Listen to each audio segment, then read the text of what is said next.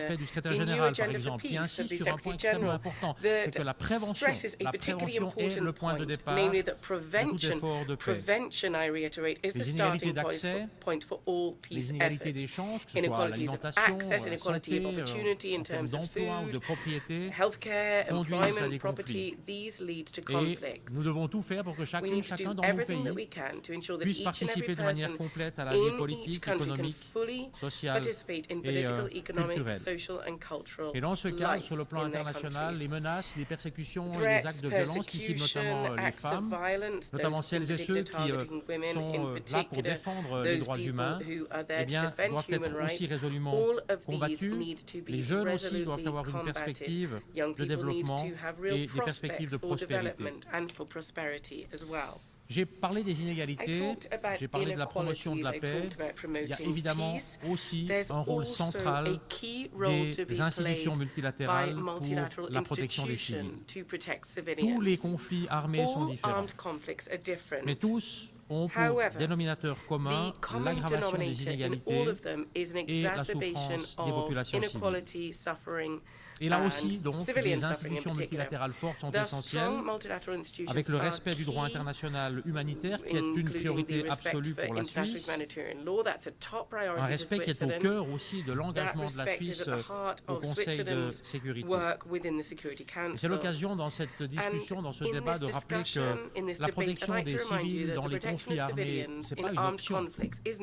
Il s'agit d'une obligation pour toutes les parties au conflit.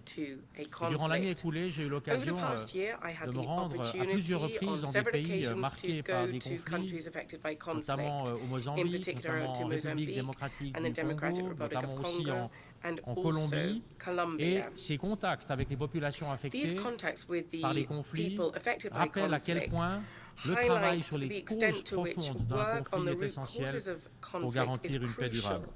J'ai aussi pu observer sur le terrain à quel point la participation pleine et entière des femmes est essentielle à tout retour à la paix. C'est la raison pour laquelle, d'ailleurs, mon pays, la Suisse, poursuit un engagement fort en faveur de la mise en œuvre de l'agenda femmes, paix et sécurité des Nations Unies. Et c'est pour ça aussi que nous continuons à nous engager et à nous mobiliser pour la pleine mise en œuvre des résolutions qui y sont liées.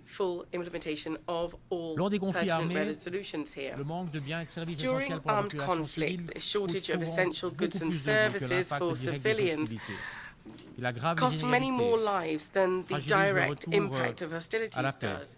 It also exacerbates inequalities and undermines peace returning. In this context, I'd like to stress to you the importance of UN peacekeeping missions.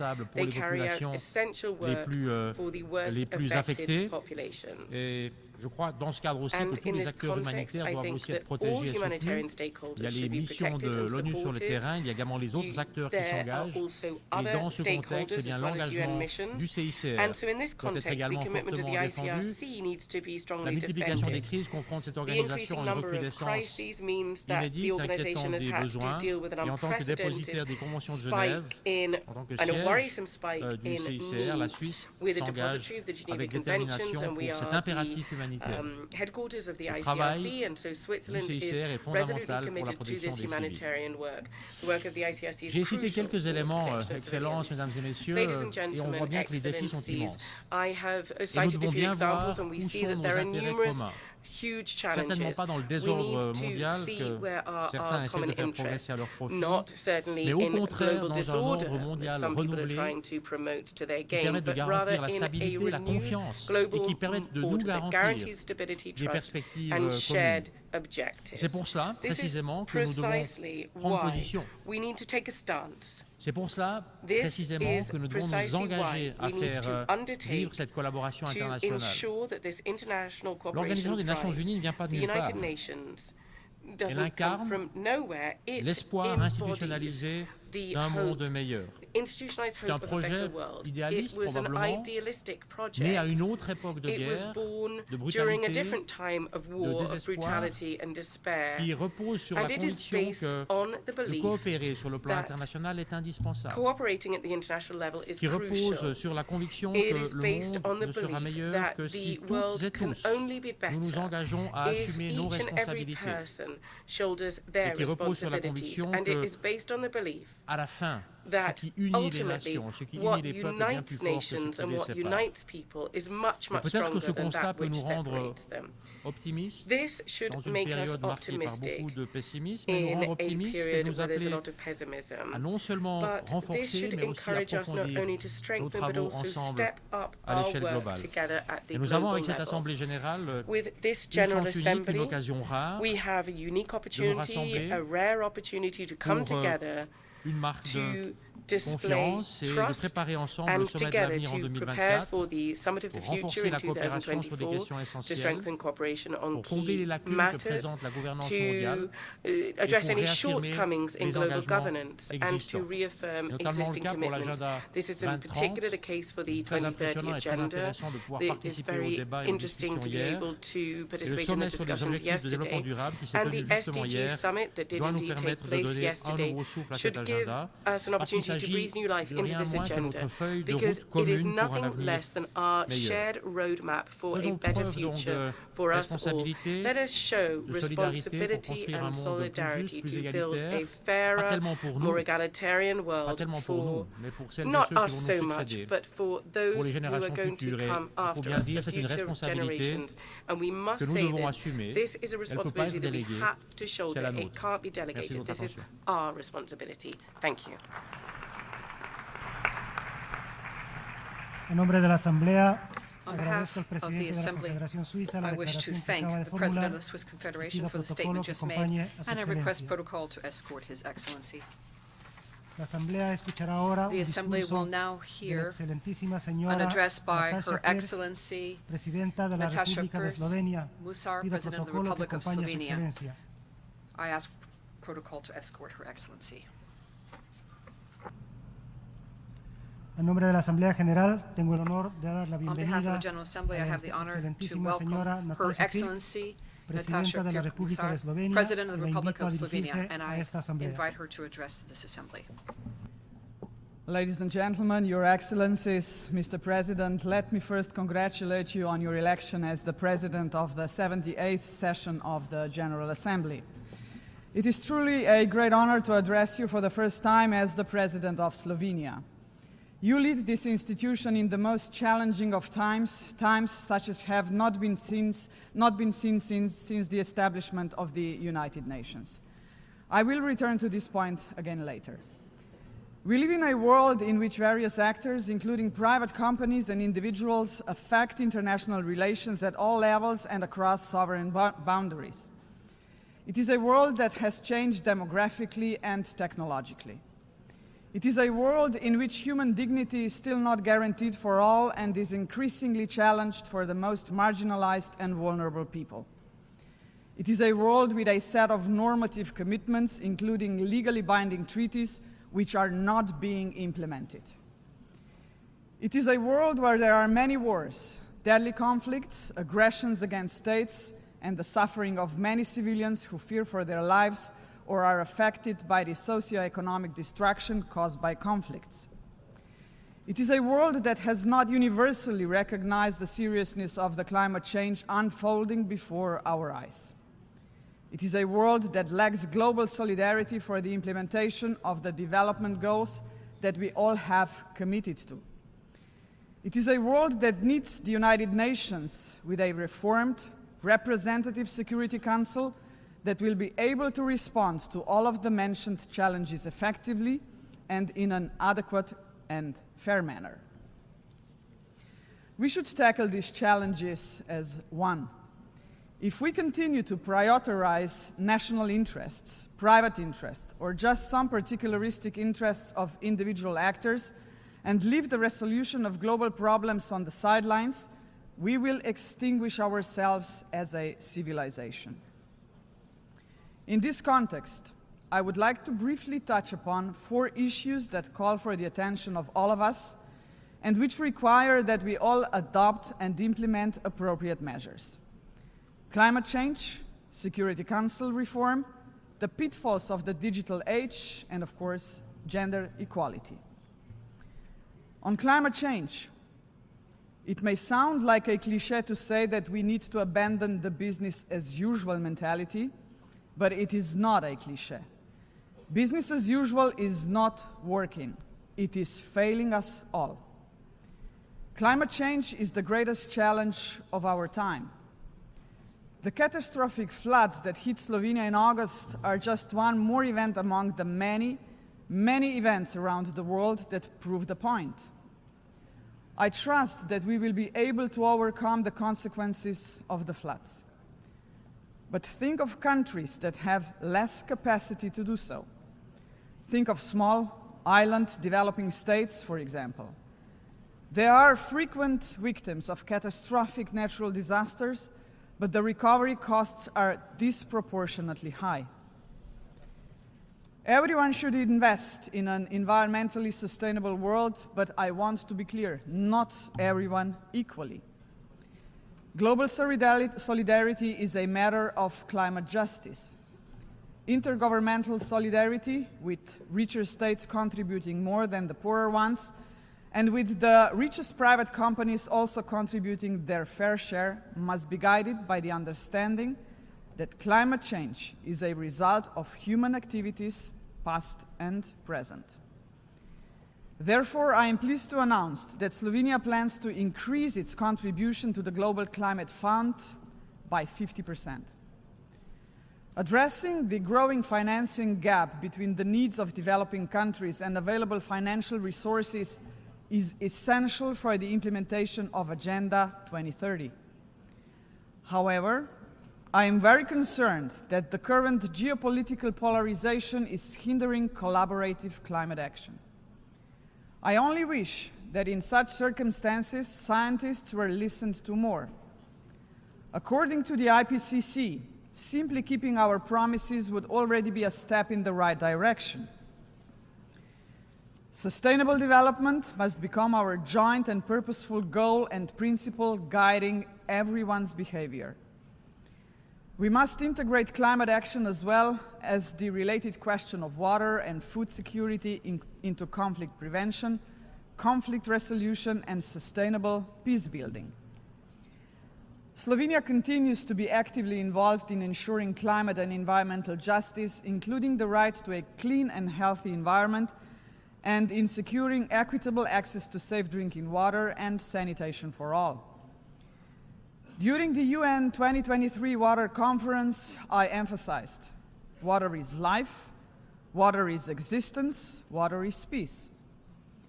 It is for this reason that I would like to use this opportunity to repeat our call for the establishment of an UN Special Envoy on Water, which will be an important step towards ensuring the better coherence of water efforts inside and outside the United Nations.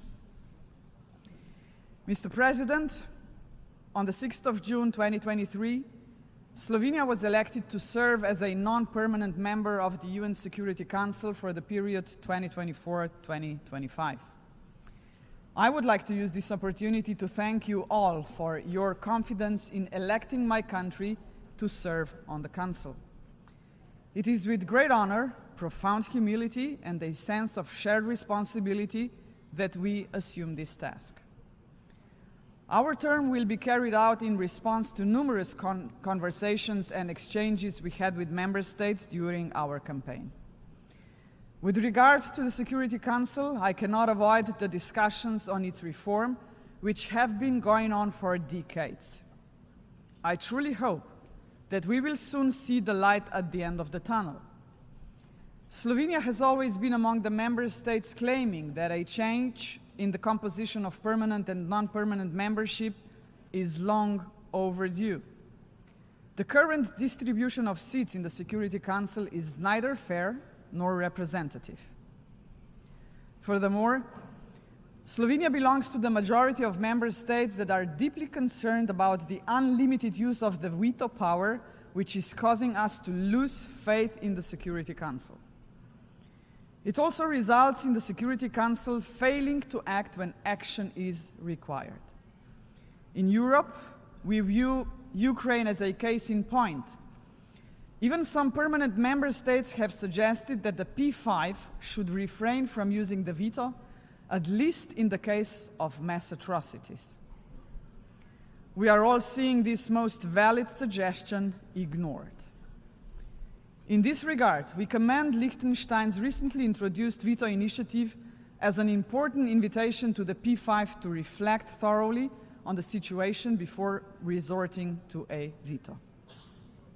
At the same time, it needs to be recalled that the UN Charter itself gives the P5 an opportunity to express their displeasure with decision-making, but still to act responsibly.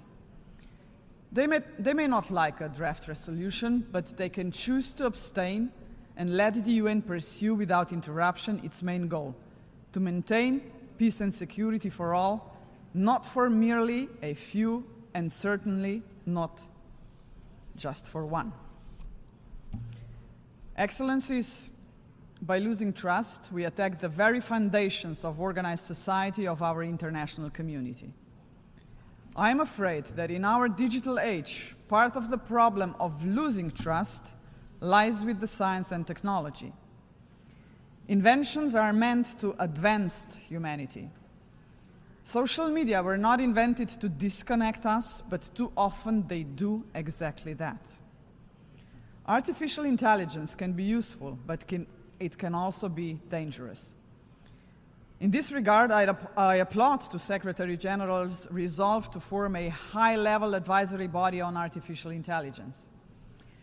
We need to find a way to govern the development of new technologies, including artificial intelligence, in a way that does not impede economic, developmental, social, and research opportunities, while not putting us at risk. A human-centric and human rights-based approach to the full life cycle of technologies, comprising their design, development, and application, as well as decline, should be the answer. The Global Digital Compact must be centered on this notion. Things can be done, but all actors, including private companies, will need to be on board with honest and meaningful commitment. Ensuring that human rights are the foundation of an open, safe digital future is not going to be an easy task. In saying so, I look at the key menace of our time: disinformation. Unfortunately, our time is once again a time of competing of narratives, only that now they are much more complex as regards the threat they pose to humanity. It is an era of snack news, attention economy, the fabrication of facts, and of increasing disagreements about facts precisely because we no longer trust any narratives. We may have the freedom of information, but we are not protected against false information, manipulation, and deceit. Mr. Secretary General is to the point in referring to the proliferation of hate and lies in the digital space as grave global harm. Big tech companies should take more systematic responsibility for the content they host and moderate. They should better protect users from hate speech, disinformation, and other harmful online content. What is unacceptable offline should not be acceptable online. Excellencies, ladies and gentlemen, I am about to say a few words on a subject so important that I have saved it for the last part of my address: gender equality. This year we are celebrating the 75th anniversary of the Universal Declaration of Human Rights. It saddens me that today we are still facing the fact that half of the world's population, women and girls, experience inequality, exclusion, and even brutal violence. The societal marginalization of women and girls, often coupled with poverty, a lack of opportunities to receive quality education, and exclusion from labor markets and decision-making processes, is not only unjust. It also results in a monumental waste of potential for our societies. To ensure dignity for everyone, including women and girls, we all must pursue this goal, whether in the West or East, the North or South, or anywhere in between. We should start at home, also in our United Nations home. In this regard, I would like to recall an outstanding detail that illustrates the need to take SDG goal number 5 very seriously. Namely, that it will take 140 years to achieve the equal representation of women in leadership positions in the workplace. This is simply unacceptable. The Secretary General agrees. The achievement of women's full, equal, and meaningful participation in political and public life is part of his new agenda for peace. That is why I am very much in favor of initiatives to achieve this objective, including within the framework of the United Nations. On this particular point, I'm thinking of the initiative from the group of women leaders, Voices for Change and Inclusion, concerning the alternation of the gender of the presidency of the UN General Assembly. Mr. President, you are presiding over an assembly of the most important global institution. We are all painfully aware of the fact that hitherto only four presidents of the General Assembly have been women. Only 4 in its entire history. 74 were men. We should live up to our own declarations on gender equality and materialize them in the work of the General Assembly as well. This would be a vivid and symbolic way of demonstrating our joint commitments. Excellencies, as I leave this podium, I would like to reaffirm the need for multilateralism. This needs to be a different type of multilateralism, one that is effective and inclusive, making the UN an actor and a forum fully fit for the future. The most pressing challenges today, and I have elaborated on some of them, cannot be addressed by individual states, no matter their size or power. This must be a collective effort, or our children and grandchildren will be affected much more than the generation of leaders gathered here. We must work towards a new global compact which needs to be principled, rise above particularistic interest, and be based on global solidarity. It needs to prioritize the protection of nature and human dignity. It also needs to have a long horizon. Slovenia is fully committed to contributing to the Pact for the Future, and we look forward to actively engaging in the upcoming summit next year. We must be ambitious, even if do not agree on solutions to all the emerging challenges. We need to use our power and resources to put all our collective efforts into action in order to solve them. Better, one by one, than none. Thank you very much, Your Excellencies and ladies and gentlemen.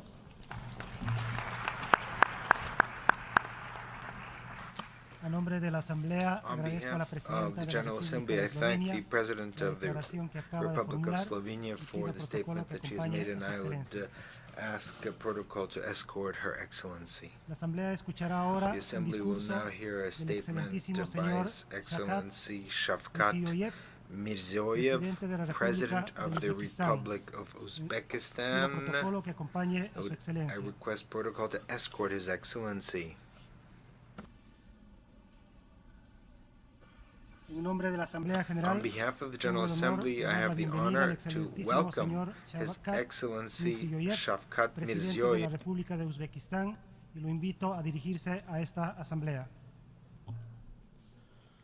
Hurmatli Rais Janoblari, Distinguished Mr. President, distinguished Secretary General, heads of delegations, ladies and gentlemen. Today's session of the United Nations General Assembly is taking place in the context of fundamental changes in the system of international relations. There is a global crisis of confidence.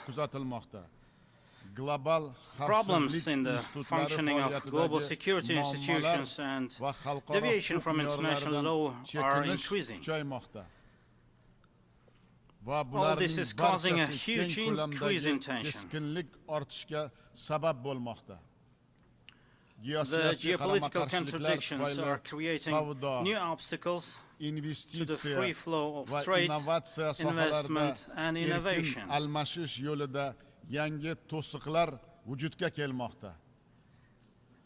Even on the issues that concern the fate of humanity as a whole, such as climate change, hunger, and inequality, one can feel that mutual communication has been lost. In such a complex situation, the idea of preserving the spirit of practical cooperation and interaction, placing common interests above existing conflicts and strengthening unity among countries is becoming more relevant than ever. Last year we launched the Samarkand Solidarity Initiative aimed at common security and development. Our main goal is as follows: to comprehensively understand the responsibility for the present and future of our countries and peoples, to engage in a global dialogue all parties that are ready for open and constructive cooperation.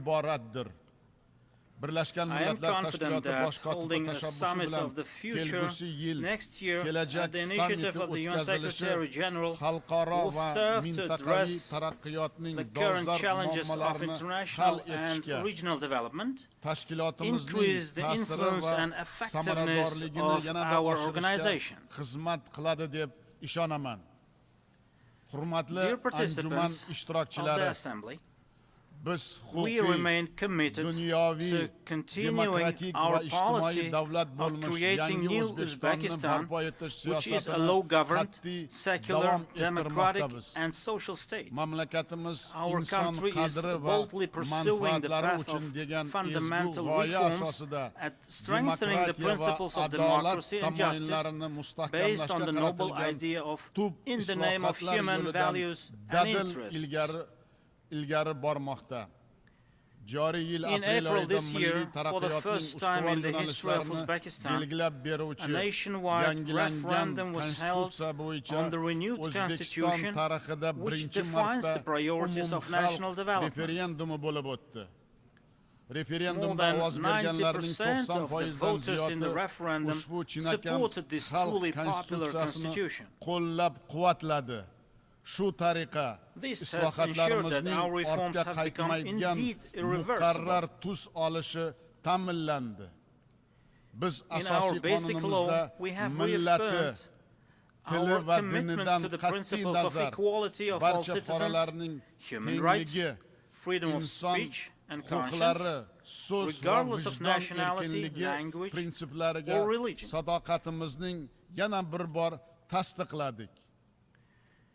It is on this legal basis that we have adopted the development strategy Uzbekistan 2030. This strategy is in line with the United Nations Sustainable Development Goals, and we are fulfilling all commitments we have undertaken. Ladies and gentlemen, as an outcome of the ongoing reforms, the economy of Uzbekistan, despite the global challenges, is showing a steady growth. Over the past 6 years, the gross domestic product of the country has grown over 1.5 times. Our main objective is to double this figure by 2030. Another priority of our economic liberalization is to become a full member of the World Trade Organization in the near future. Since 2017, poverty in our country has been halved thanks to the policies aimed at improving the living standards of our people. We plan to reduce it